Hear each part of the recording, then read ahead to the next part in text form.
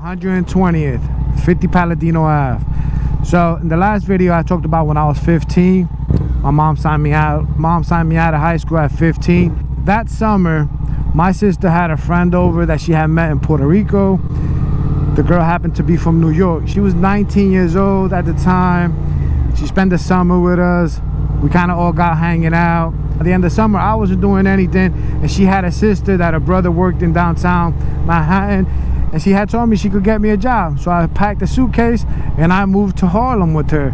I don't know, it's crazy times, man. 15, feared nothing at all, and I came to live here. I actually was here about a month ago.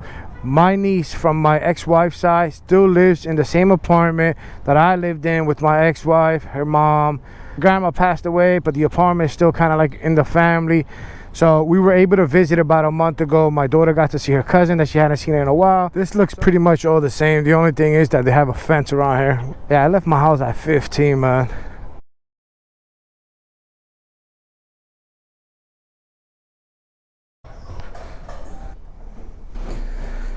So I'm in my 40s. Can you imagine at 15 just doing this by yourself? This is the apartment here.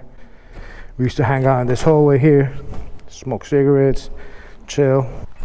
I haven't walked this staircase in 30 years. That's crazy. This leads to the outside.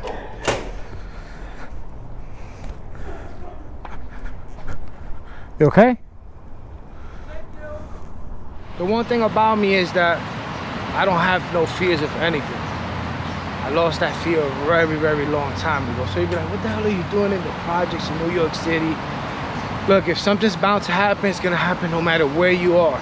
Live life on my own terms. I'm not afraid to be anywhere. I don't know, you just can't live a life in fear. So here I am.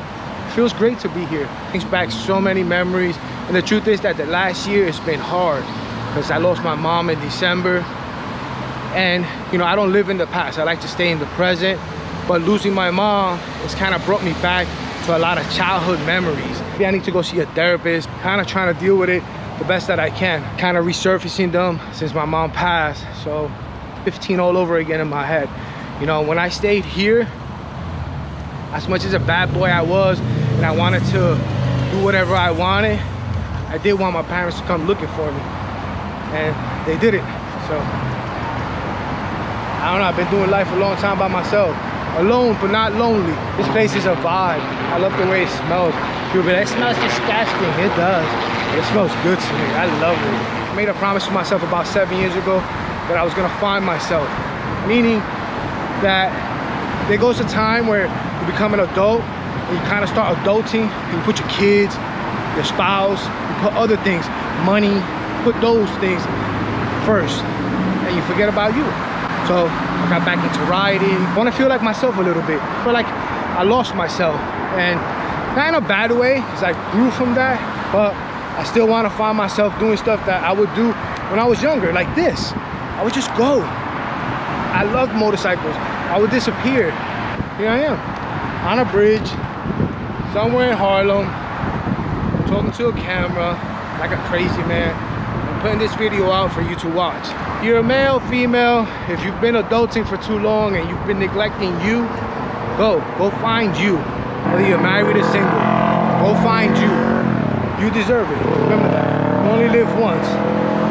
You don't want to live with regrets, and that's what I'm trying to do. I'm trying not to live with regrets. I don't want to get to the end of my life cycle and be upset about that I didn't do this and I didn't do that. I'm doing it. Here we are.